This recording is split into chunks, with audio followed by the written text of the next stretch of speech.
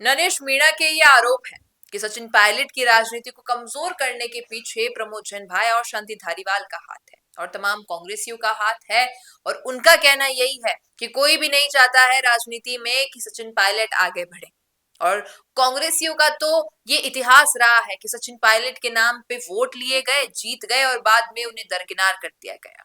और ये बात कहते कहते वो बूंदी में अपने मंच पे भावुक भी हो गए। ये वीडियो आप देखिए, फिर हम इस पर चर्चा करते हैं। वीडियो ऐड कर देना स्टार्टिंग का थोड़ा सा भावुक होंगे तब तक का, उसके बाद मत करना। अब देखिए, ये उनका वीडियो बूंदी का है, हाल ही का दौरे पर है, वो कई लोगों से मिलते नजर आ रहे हैं। अब उनका कहना है कि राकेश पायलट साहब जो पिता है सचिन पायलट के, उनके इतिहास की बात करें, उनकी राजनीति की बात करें तो कोई मुकाबला नहीं है किसी का। लेकिन जब सचिन पायलट की राजनीति आती है तो कांग्रेसियों ने जहां तक है उनका फायदा उठाया है। क्या आप भी करना चाहते हैं अपने गांव का नेतृत्व?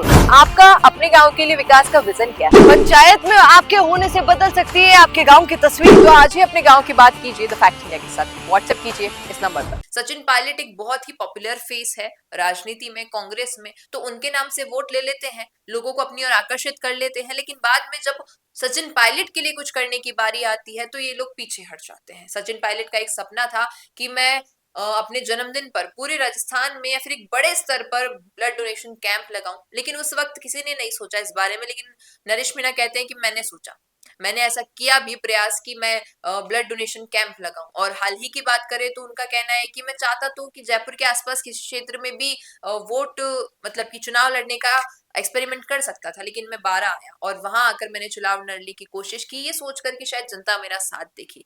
लेकिन जो मुख्य रूप में उन्होंने टारगेट बनाया वो उनका कहना है कि प्रमोद जैन भाया, उन्हें अच्छे से पता था कि अशोक गहलोत और शांति धारीवाल दोनों ही उन्हें टिकट नहीं देंगे, इसलिए उन्होंने हाथ थामा सचिन पायलट का। और सचिन पायलट का हाथ थामने की वजह से उन्हें कांग्रेस में ये सीट मिली है। अब देखिए, अंता के उपचुनाव भी हो गए, चुनाव प्रमोद जैन भाया जीत भी गए, अब उन चीजों से इतना मतलब नहीं पड़ता है। लेकिन मतलब जिस बात से पड़ता है कि इतना होने के बावजूद भी नरेश मीणा आज भी सचिन पायलट को अपना आइडियल स्वरूप मानते हैं।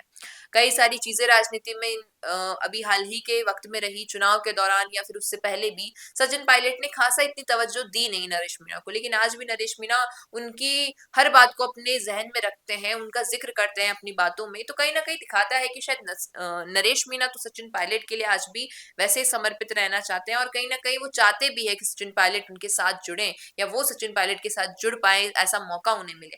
लेकिन ऐसा नहीं हो पा रहा है। पूछना चाहूंगी आपसे, आपको क्या लगता है कि जो एक व्यक्तिगत लगाव नरेश मीणा का सचिन पायलट से है, क्या ये व्यक्तिगत लगाव कभी उनकी राजनीति में काम आएगा या नहीं? इस पर आपकी क्या राय है, बताइएगा कमेंट में। बिजनेस अच्छा हो सकता है, लेकिन अगर नाम नहीं दिखा तो पहचान कैसे बनेगी?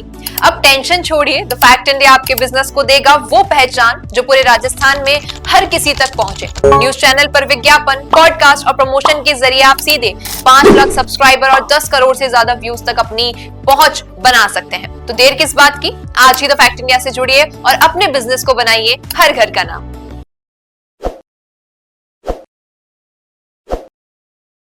ताज़ा खबरों के लिए विजिट करें द फैक्ट इंडिया।